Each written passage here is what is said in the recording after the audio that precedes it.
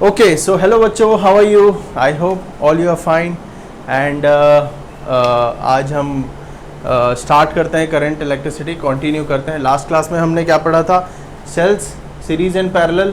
Cell के concept देख लिए थे, ईएमएफ देखा था, internal resistance r, external resistance, terminal voltage, charging of cell, discharging of cell, series parallel combination, mix combination. Series के हमने कुछ क्वेश्चंस करे थे, पैरेलल के we have to do some questions, right. आज हम स्टार्ट करते हैं बच्चों KCL, Kirchhoff current law and Kirchhoff voltage law, KVL. Kirchhoff's एक साइंटिस्ट थे, उन्होंने सर्किट को सॉल्व करने के लिए कुछ लॉज दिए थे. जैसे फॉर एग्जांपल, अगर मैं कहूँ कि भाई एक नेटवर्क है, ये एक नेटवर्क है और मुझे बताना है total current. This is 1 ohm, this is 2 ohm, this is 2 ohm, right. और मुझे बताना है टोटल करंट. तो टोटल करंट बताना तो आसान है, V/R इक्विवेलेंट, राइट, इजी है. लेकिन अगर मैं बोलता हूँ मुझे इस ब्रांच के अक्रॉस करंट बताओ या इस ब्रांच के अक्रॉस करंट बताओ, तो ये थोड़ा सा मुश्किल हो जाता है ओम्स लॉ यूज़ करते हुए. ओम्स लॉ की हेल्प से पर्टिकुलर ब्रांच पे करंट की वैल्यू या किसी पर्टिकुलर ब्रांच पे वोल्टेज की वैल्यू बताना थोड़ा सा टफ होता है. तो किरचॉफ ने लॉज जो दिए हैं वो करंट और वोल्टेज लॉ, वो किसी भी ब्रांच के अक्रॉस वोल्टेज और करंट हमें अगर फाइंड आउट करनी है तो we can use that laws. वो काफ़ी इजी होता है टू अप्लाई, और आसानी से हम एक बारी में सारे ब्रांच के अराउंड करंट या वोल्टेज की वैल्यू फाइंड आउट कर सकते हैं. ठीक है, तो KVL KCL इसलिए काफ़ी हेल्पफुल है इलेक्ट्रिकल नेटवर्क को सॉल्व करने के लिए, पहली बात. दूसरी बात, जो हमने सेल के क्वेश्चन करे हैं, सीरीज़ के और पैरेलल के मैंने कराया नहीं अभी. सीरीज़ और पैरेलल के सेल के कॉन्सेप्ट से भी कर सकते हैं और KVL KCL की हेल्प से भी कर सकते हैं, क्योंकि अगर हम अल्टीमेटली देखें तो वो भी एक सर्किट ही था. ऑब्वियसली सर्किट सॉल्व कर रहे थे और डिफरेंट ब्रांच में वोल्टेज और करंट निकाल रहे थे. तो for total current Ohm's law is okay, but to find out individual current in any branch or in a network, in a complicated circuit, it is a tough using Ohm's law. That's why we are using Kirchhoff voltage law and current law. Clear है? Okay.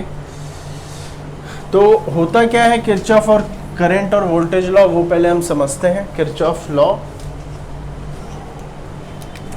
तो सबसे पहले हम पढ़ते हैं Kirchhoff's current law. Current law, इसे हम junction rule भी कहते हैं, और it can called is at Kirchhoff junction rule. Junction rule, clear, Kirchhoff junction rule. और second one is Kirchhoff voltage law. Kirchhoff voltage law, और इसे हम कहते हैं loop rule. Okay, so this is our laws, Kirchhoff law.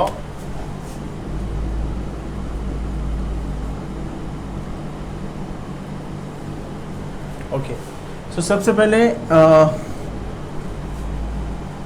Kirchhoff current law देखते हैं. It state that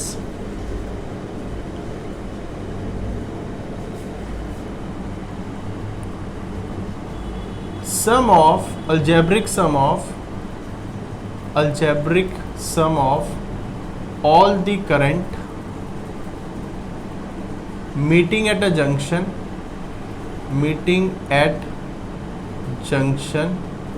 is equal to 0. Junction क्या चीज़ है वो मैं आपको बता देता हूँ. जंक्शन मीन्स जहाँ दो या दो से ज़्यादा ब्रांच मीट करते हैं, दैट इज़ कॉल्ड जंक्शन. जैसे रेलवे जंक्शन, दो या दो से ज़्यादा लाइन जहाँ से डिवाइड हो रही है, वो जंक्शन है. ठीक है ना. This is 0. तो किरचॉफ वोल्टेज लॉ कहता है the sum of all the current meeting at a junction is 0. Example, suppose मैंने एक जंक्शन लिया और नोड भी हम कहते हैं इसे. दिस इज जंक्शन और नोड, और इसमें ये कुछ करंट है. This is I1, this is I2, this is I3, this is I4 and this is I5. तो according to Kirchhoff law, the sum of all the current meeting at a junction is 0. It means I1 plus I2 plus I3 plus I4 plus I5 is equal to 0. ठीक, एक चीज़ और, incoming current positive, negative, outgoing current positive. It means जो junction की तरफ आ रहे हैं, entering the junction, incoming current taken as negative and leaving current leaving the junction, leaving current और outgoing current taken as positive. ये चीज़ें हमें ध्यान में रखनी है.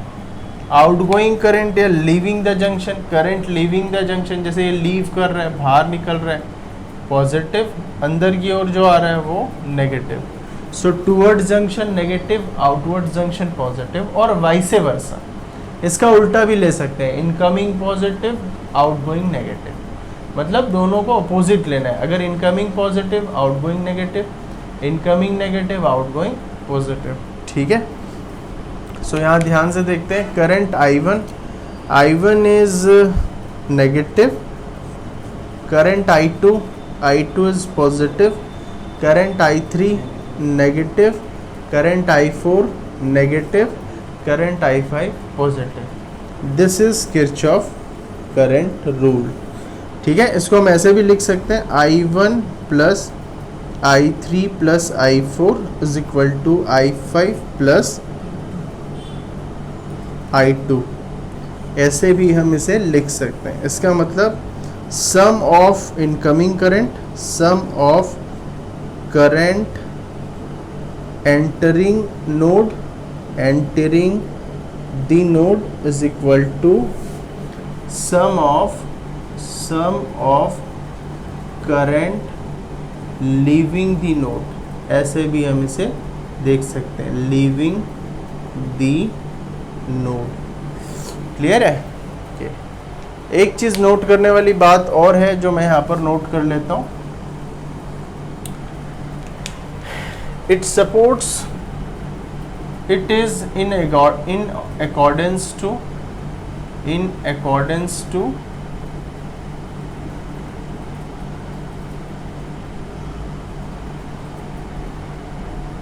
Law of conservation of charge. ये ठीक उसी तरीके से है जैसे law of conservation of charge है.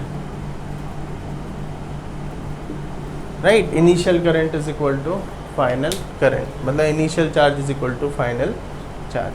ये स्टेटमेंट है. These are example. अब हम लिखते हैं KVL, किरचॉफ का voltage rule. So it states that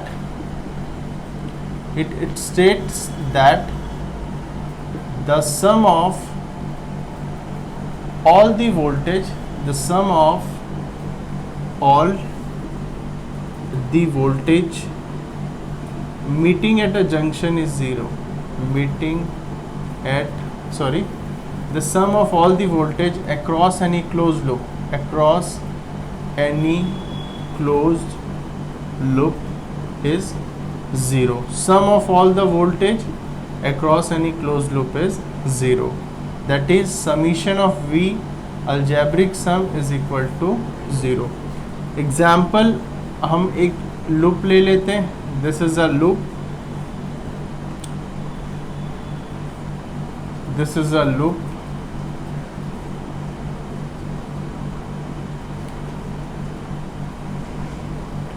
V1 R1, V2 R2 and this is V3. और इस सर्किट में करंट ऐसे फ्लो हो रही है I सिंपली. ओके. इसमें एक चीज़ ध्यान में रखना, वोल्टेज ड्रॉप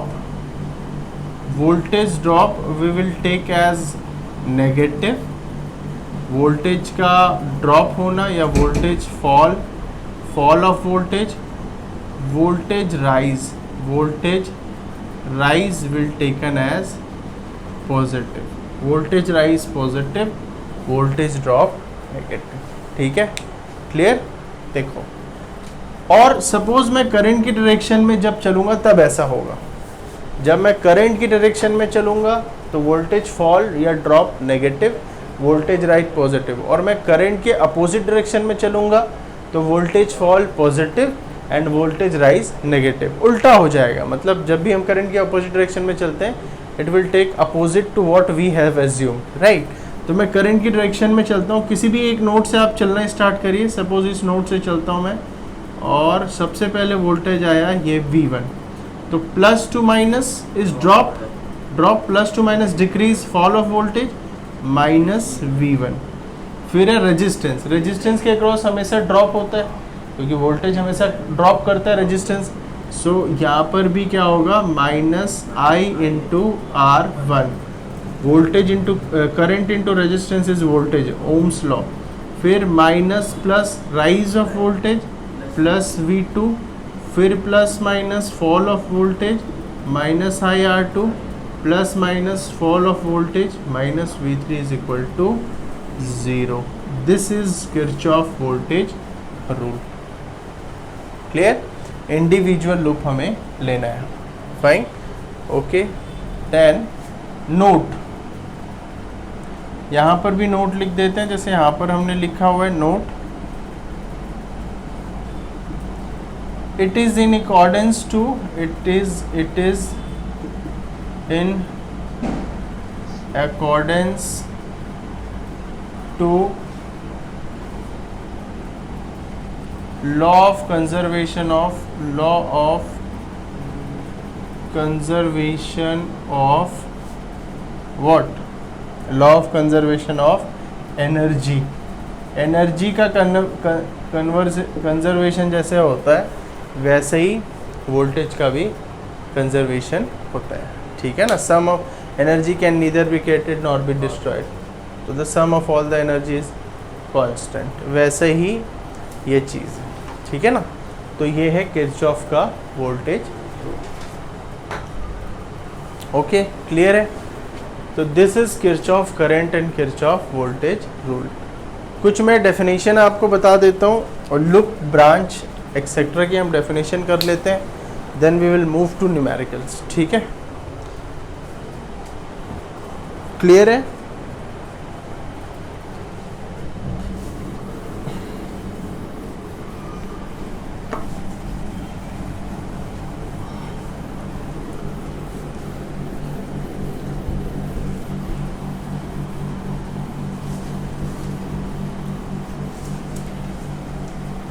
ओके, सो सबसे पहले देखते हैं ध्यान से, loop, what is loop. Suppose ये मैंने एक फिगर बनाया,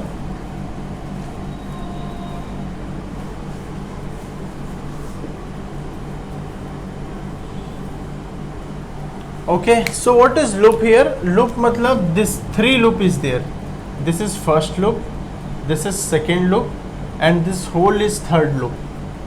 तो अगर मैं नॉमेनकल्चर करूं ABCDEF,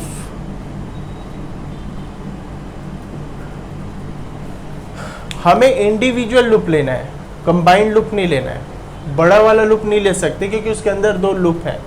तो पहला लूप कौन सा होगा, ABEFA, दूसरा लूप BCDEB। ये है लूप्स, दीज आर लूप्स। अच्छा, अब नोड्स, नोड क्या होता है, नोड मीन्स जहाँ 2 या 2 से ज़्यादा ब्रांच मिलते हैं। और ब्रांच क्या होता है, ब्रांच मतलब simply elements is called branch. Suppose these are 1 branch, these are, ये टोटल पूरा 1 ब्रांच है, दिस टोटल, ये 2 नोड है ना, तो 2 नोड के बीच में जितने भी एलिमेंट हैं, sorry, junction,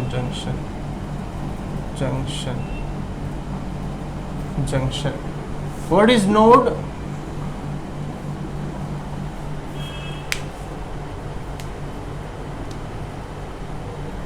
this is node, the point between this one, ठीक है ना।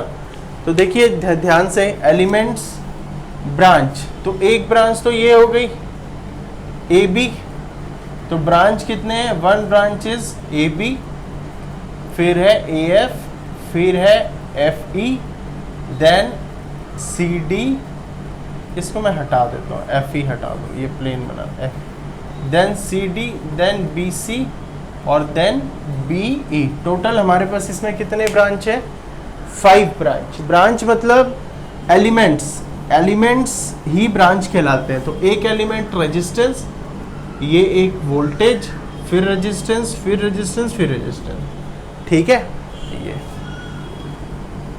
और कभी कभी कुछ कॉमन ब्रांचेस होते हैं, जैसे इन सब में करंट की वैल्यू सेम होंगी, इन तीनों में, इस टोटल में, इस 2 ब्रांच में करंट की वैल्यू सेम होगी, तो इसको हम एक ब्रांच भी ले सकते हैं। A F is 1 branch, we can take B F is 1 branch. ध्यान से देखना, क्योंकि इसमें करंट की वैल्यू सेम है तो इसको हम एक ब्रांच भी कह सकते हैं। एक ब्रांच जिसमें 2 एलिमेंट है, एक रेजिस्टेंस और एक voltage, this is B, this is F, right. तो अगर करंट की वैल्यू सेम है तो उसे हम एक ब्रांच भी कह सकते हैं। फिर है जंक्शन। जंक्शन मतलब जहाँ 2 या 2 से ज़्यादा ब्रांच मिलते हैं उन्हें हम कहते हैं जंक्शन, ठीक है, 2 से ज़्यादा। तो suppose this is junction because more than 2, 1 2 3, so this is junction 1 and this is junction 2। और कोई जंक्शन है क्या, नहीं, और कोई भी जंक्शन नहीं है। ये क्या चीज़ है, ये नोड है, the point where 2 branch meet, point where 2 branch meets is called node. So node मतलब जहाँ 2 ब्रांच मिलते हैं। For example this is node, this is node. और junction means where more than 2 branch meet, more than 2 branch meets, जहाँ 2 से ज़्यादा branch मिलते हैं, that is called junction. For example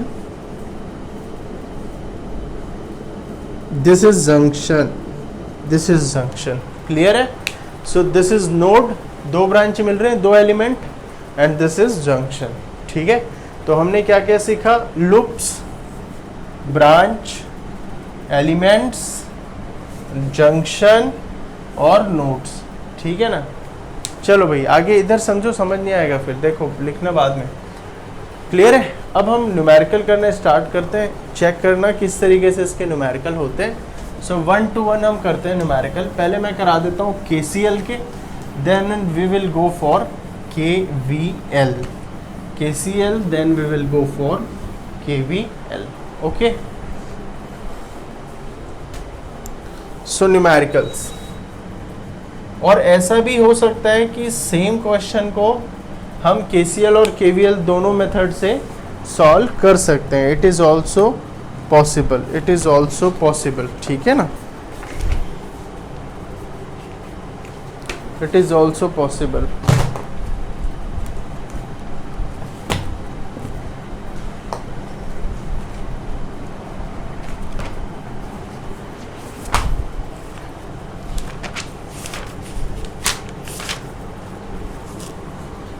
Okay, so question number 1. Question number 1.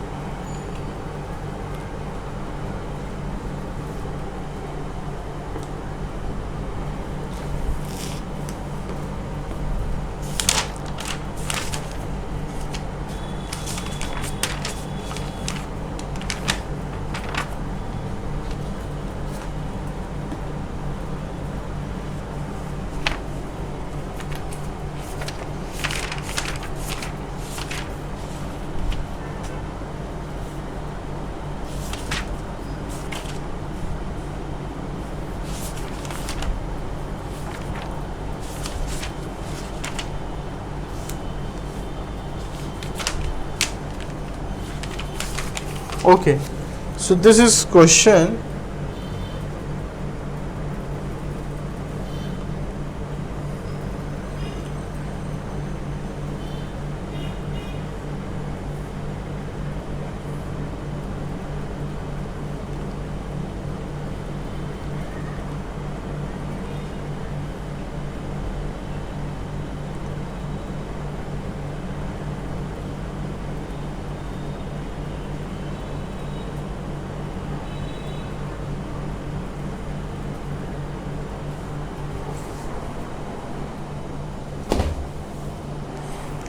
हाँ जी देखिए,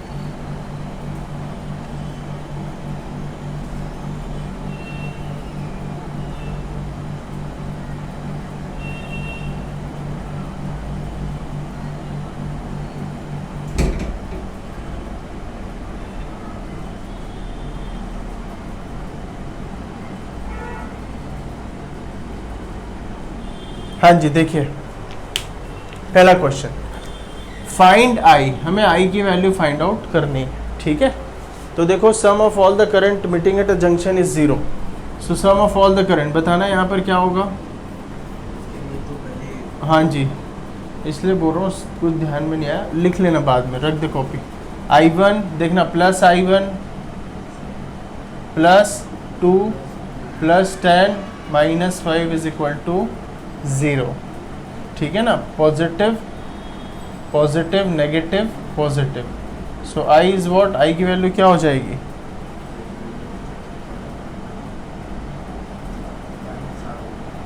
एक काम कर, इसको अपोजिट ले ले, अपोजिट, -10, तो this is 15 minus 2 13 ampere, so I is equal to 13 ampere. इधर आ, इसमें देख, sum of all the current, यहाँ पर 3 नोड है, 1 2 3, 1 to 1 लेंगे। पहले इस नोड की बात करते हैं, sum of incoming current is equal to outgoing current, so incoming current है 2 ampere, outgoing current 1 plus I1, ठीक है। So I1 is equal to 1 ampere, so this is what 1 ampere. Then I2, so again incoming current 1 ampere is equal to, this should be taken as 4, 4 plus I2, so this I2 is equal to 1 minus 4 which is -3, ठीक है ना। तो I2 की direction opposite होगी, what we assume, -3 मतलब opposite direction. फिर third branch में आ जाते हैं, so here again I2 plus I3 outgoing current is equal to 3, I3 is equal to 3 और I2 की वैल्यू क्या आ रही है 3, so 3 minus 3 is equal to 0। I2 plus I3 और I2 की वैल्यू 3 है ना, 3 opposite direction, so this is the solution. Okay, इसमें आ जाओ, इसमें देखते हैं, ये है जंक्शन, ठीक है ना। सो this is a one junction, this is a second junction. तो इसमें स्टेप क्या है, अगर 2 जंक्शन है तो हम नीचे वाले जंक्शन का पोटेंशियल लोअर ले लेते हैं और ऊपर वाले का ले लेते हैं higher potential, and this is lower potential 0, और हायर से लोअर करंट फ्लो हो रहे हैं, सो दिस इज I1, ये है I2 and this is I3, 3 current. तो इस जंक्शन पे sum of all the current is 0, sum of all the current is 0. What is the value of I1? Potential difference V इस branch में देख, इस branch में V 30 ohm and this is 0. तो higher minus lower potential V minus 0 by 30 plus I2 higher minus lower potential है 20 volt, this is 20 volt minus 20 by resistance 20 ohm plus I3 higher potential V minus lower potential minus 80 divided by 20 is equal to 0. फिर से देख, मैंने क्या किया, दो node होंगे, दो junction, one junction second junction. Rule क्या है, एक जंक्शन में हायर पोटेंशियल असाइन कर देंगे V और दूसरे पे 0 ले लेंगे. ठीक है, उसके बाद तीन ब्रांच है तो 3 करंट फ्लो हो जाएंगे. सम ऑफ ऑल द करंट 0. इस करंट की वैल्यू होगी पोटेंशियल डिफरेंस इस ब्रांच का. इस ब्रांच की पोटेंशियल डिफरेंस क्या है, V माइनस 0 बाई रेजिस्टेंस है 30, बिकॉज करंट का ओरिजिनल फॉर्मूला क्या होता है, potential difference by resistance. So potential difference V minus 0 by 30. इस ब्रांच की पोटेंशियल डिफरेंस क्या है, V minus 20, V minus 20, V higher 20 volt lower, V minus 20 by 20 and V minus minus 80 by 20. So V by 30 plus V minus 20 by 20 plus V plus 80 by 20 is equal to 0. LCM, so this is 2V plus 3V minus 60 plus 3V plus 80 is equal to 0. So this will 2 3 5 और 8V is equal to 80 minus 60. 3 plus 2 5 3 8. 60 तो 0 हो गया ना इधर जाकर. अच्छा ये भी, हाँ ठीक ठीक, प्लस 8 3 24 240 240, तो ये हो जाएगा 240 इज इक्वल टू 0. तो ये हो जाएगा 240 minus plus 60, 8V is equal to minus 180. So V is equal to minus 180 by 80 which is 10 नहीं 9 by 4 minus 9 by 4. So what, तो V की वैल्यू क्या आ गई, माइनस 9 बाई 4. अब करंट निकालनी है तो यहाँ पर वैल्यू पुट कर पहले V की, तो I1 की वैल्यू आ जाएगी क्योंकि I1 है ना, तो क्या हो जाएगा minus 9 by 4 by 30. So this is 9 by 4 into 30 minus 3 3s. So this will 3 by 40 minus 3 by 40. So current I1 is equal to 3 by 40. Direction opposite, direction जो हमने एज्यूम की है उसकी क्या है, अपोजिट डायरेक्शन है. जब भी करंट की वैल्यू नेगेटिव आए तो आपको लिख देना है current is opposite what we have assume. तो इसकी वैल्यू क्या आ रही बताना, 0.075. ठीक है, तो अगर नेगेटिव वैल्यू आई इसका मतलब इसकी डायरेक्शन कैसे होनी चाहिए, इस डायरेक्शन में होनी चाहिए. वैल्यू तो वही आएगी, डायरेक्शन रिवर्स हो गई तो हम उसे पॉजिटिव लिख के बता देंगे, opposite to the direction what we have assume. Similarly I2 की वैल्यू फाइंड आउट कर ले. So what is I2? I2 is equal to minus 3 by 4 minus 20 divided by 20 और ये वैल्यू आ जाएगी minus 3 minus 80 by 80. So this will minus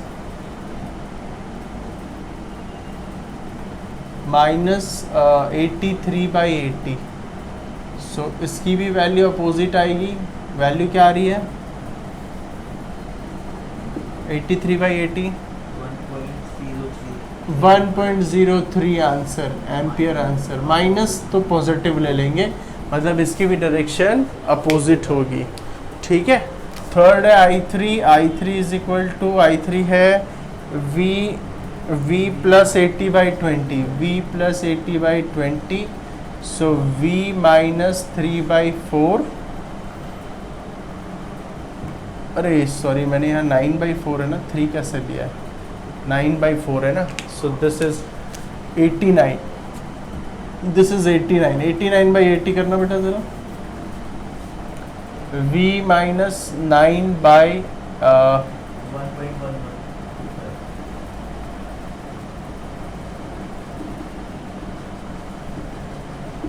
और ये हो जाएगा माइनस, हाँ 1.1125, मतलब 1.11 एम्पियर आंसर।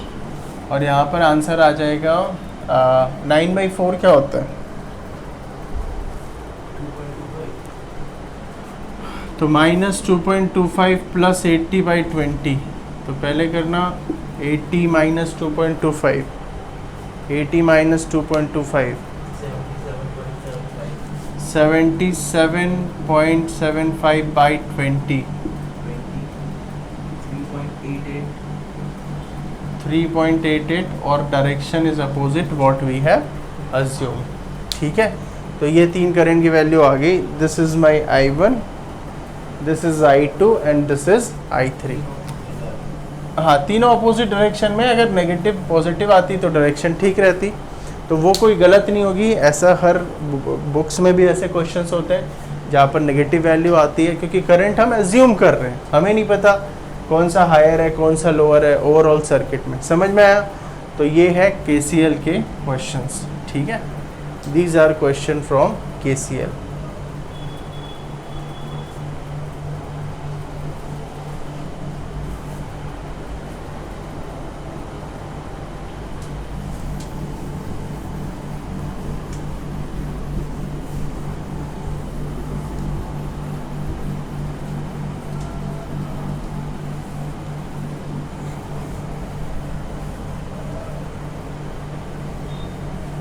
अब हम चलते हैं KVL की ओर। Sum of all the voltage meeting across any close loop is 0। देखना भाई, KVL क्वेश्चन, KVL क्या करते हैं, sum of all the voltage meeting at a junction is 0। So question number 1,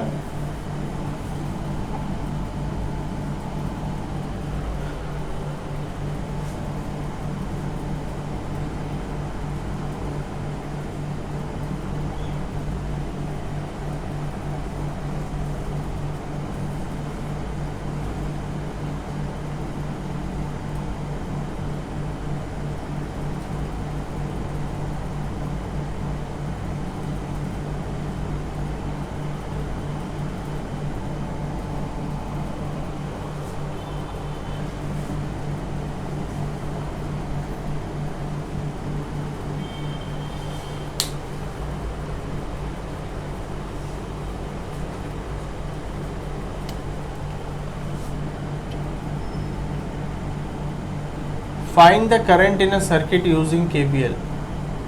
find current in circuit using KVL। तो सबसे पहले current की direction दे देंगे, स्टेप नंबर 1। सपोज मैं ये करंट की डायरेक्शन ले रहा हूँ, दिस इज I। अब मूव करना शुरू करते हैं यहाँ से। करंट की डायरेक्शन ऐसी है तो हम भी ऐसे मूव कर रहे हैं। सबसे पहले -3I ड्रॉप, फिर आगे बढ़ते हैं +2 minus drop, +2 minus drop, -1 volt, फिर ड्रॉप -1 इंटू I, फिर राइज +2, फिर प्लस माइनस -4 इंटू I, फिर +10 is equal to 0। So -3I -1 -I +2 -4I +10 is equal to 0। -3 -4 -1 -8I is equal to -10, और ये 2 भी है ना, -10 -10 -2 +1 -8I is equal to -12 +1 -8I is equal to -11, I is equal to 11/8 ampere. Answer 1.375 ampere. Simple, ठीक। Question number 2, question number 2,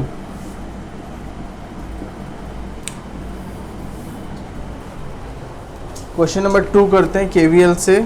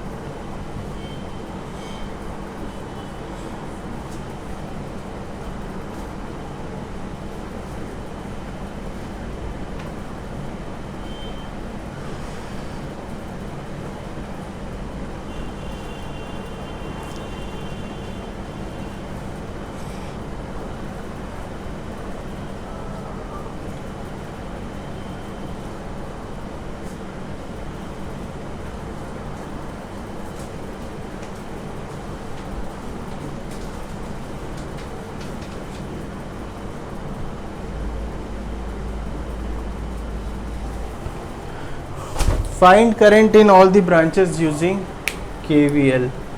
Find current in all the branches using KVL. अब ध्यान से देख, यहाँ पर कितने लूप हैं? 1 2 2 लूप। तो पहले लूप नंबर 1 में लगाते हैं, लूप नंबर 1। पहले करंट की डायरेक्शन एज्यूम कर ले। ये मैंने एज्यूम कर ली I1 और ये मैंने एज्यूम कर ली I2। अब ध्यान से देख, पहले लूप में लगा, यहाँ से चलना शुरू कर, minus plus rise plus 2 volt, आगे -4I1 ड्रॉप, फिर आगे -2 प्लस 4 वोल्ट, फिर यहाँ पर drop -2I1 is equal to 0। Okay, so ये क्या हो जाएगा बेटा? ध्यान से देख,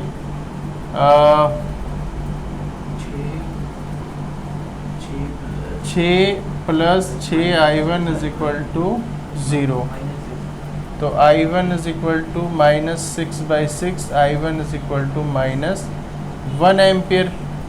और लूप नंबर 2 में, लूप नंबर 2,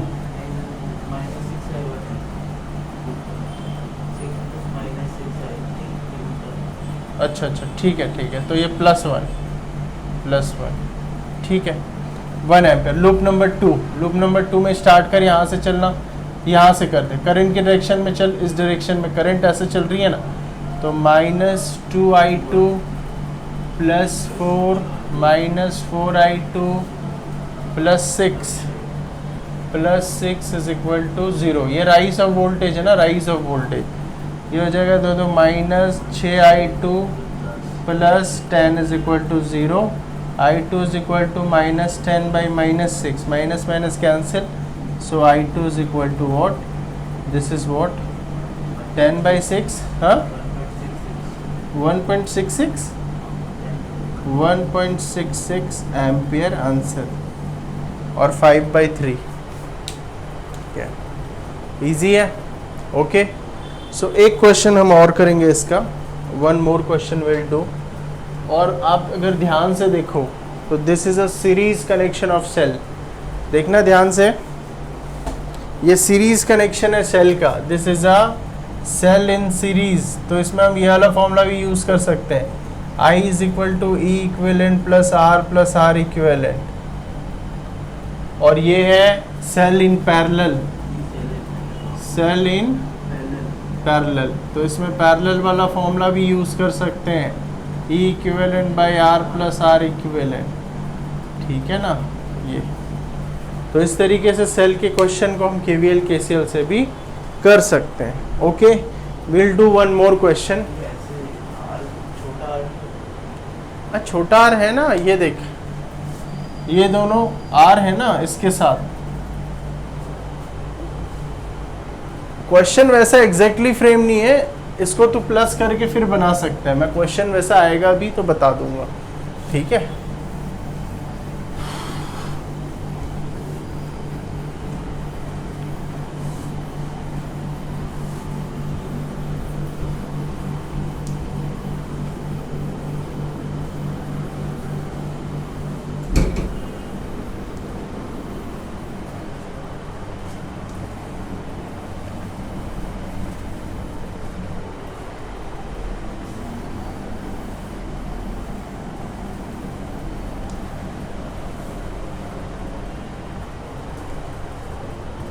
Next,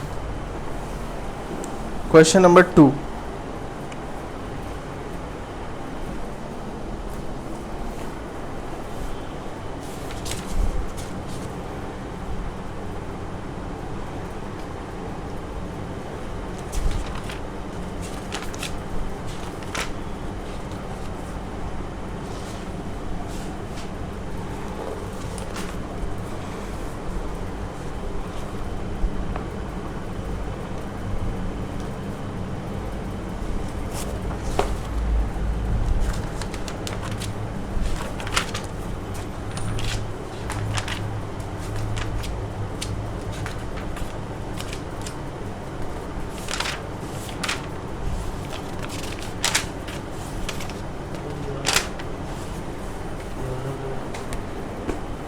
वो करा रहा हूँ अभी।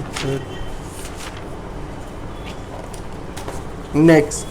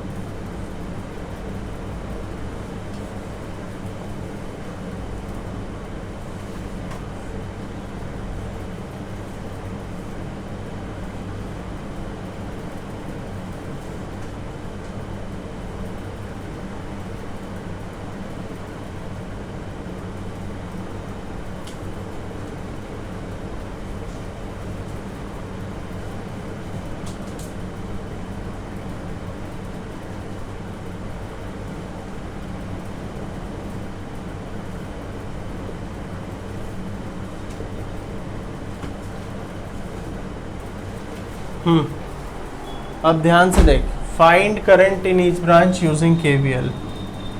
Find current in each branch using KVL, ठीक है।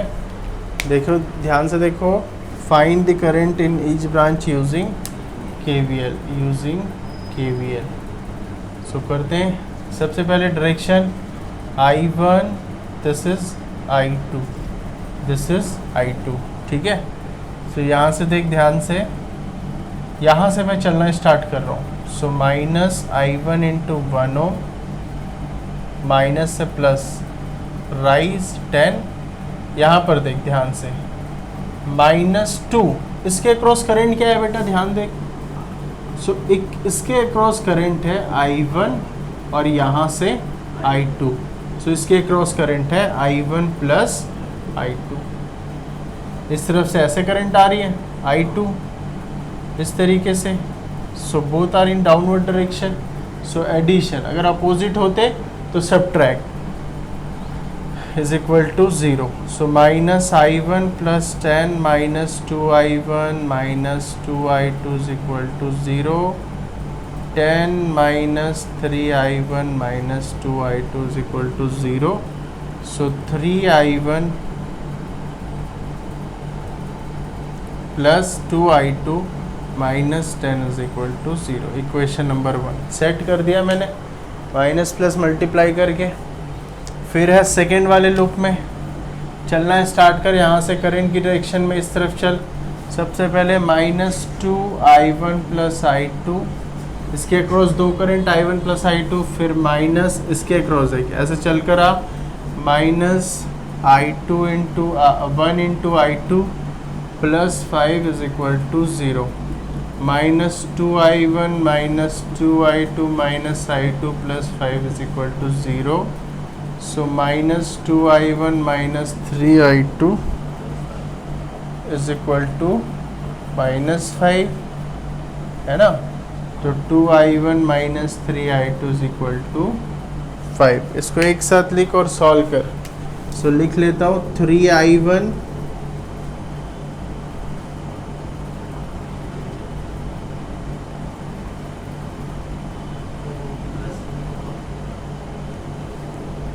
+ 2i2 = 10, 2i1 - 3i2 = प्लस है ना।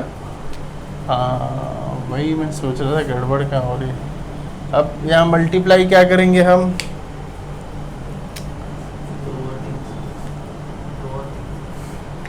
2 और 3 से। तो यहाँ 2 मल्टीप्लाई कर, यहाँ 3 मल्टीप्लाई कर, क्या क्या क्या हो जाएगा इक्वेशन, ये हो जाएगा 6i1 + 4i2 = 20, 6i1 + 9i2 = 5 3 15, minus minus minus cancel, -5i2 = 5, i2 = -1। इसको पुट कर यहाँ पर, सो 2i1 - 3 × 1 = 5, 2i1 = 5 + 3, i1 = 8/2 which is 4 ampere. तो इसका मतलब i1 की वैल्यू क्या आ गई, 4 एम्पियर, और i2 की वैल्यू 1 एम्पियर, और direction is opposite what we have assume, opposite direction, opposite to what we have assume, opposite to our assumption, हमारे एजम्पशन के अपोजिट है इसकी डायरेक्शन। सिंपल है या नहीं। अब इसको ध्यान से देखिए, सेल इन पैरेलल है, ये देख ध्यान से, 2 सेल इसके अक्रॉस लगा हुआ है, सेल इन पैरेलल। उससे भी कर सकता है, E equivalent is equal to E1 R2 + E2 R1 by R1 + R2, R equivalent is equal to R1 R2 by R1 + R2, so I is equal to E equivalent by R + R equivalent। But इसमें क्या है, तुझे केवल इसके across current initially मिलेगी, फिर तुझे इसका टर्मिनल वोल्टेज निकाल के इसके अक्रॉस करंट निकालना पड़ेगा और इसके अक्रॉस, ठीक है ना। और इस ब्रांच के अक्रॉस करंट क्या है, I1 + I2, so I third middle branch के अक्रॉस करंट क्या है, I1 + I2 which is 4 + 1 is 5 ampere. Clear, this is our answer. तो आज की क्लास में हमने क्या करा, KVL और KCL। KVL sum of all the voltage across any closed loop is 0, KCL sum of all the current meeting at a junction is 0, KVL law of conservation of energy, KCL law of conservation of charge, law of conservation of charge। उसके कुछ questions करें, काफ़ी easy questions हैं, तो आप इसे revise करें, और कोई भी डाउट होता है कमेंट बॉक्स में कमेंट करें, आपकी डाउट क्लियर की जाएगी, ठीक है। सो आज के लिए इतना ही, इसके बाद हम नेक्स्ट क्लास में इसके आगे का करेंगे। तो हमारी 3 डिवाइसेस रहती हैं, व्हीटस्टोन ब्रिज, पोटेंशियोमीटर और मीटर ब्रिज, वो 3 डिवाइस हमें करने हैं। हालांकि मीटर ब्रिज और पोटेंशियोमीटर प्रैक्टिकल में है, थ्योरी से हटा दिया गया है, but we will discuss in detail, क्योंकि कॉम्पिटिटिव एग्जाम में तो आएंगे ही, और प्रैक्टिकल भी करने के लिए कॉन्सेप्ट तो पता होना चाहिए ऑब्वियसली, ठीक है। तो आज के लिए इतना ही, ओके, थैंक यू।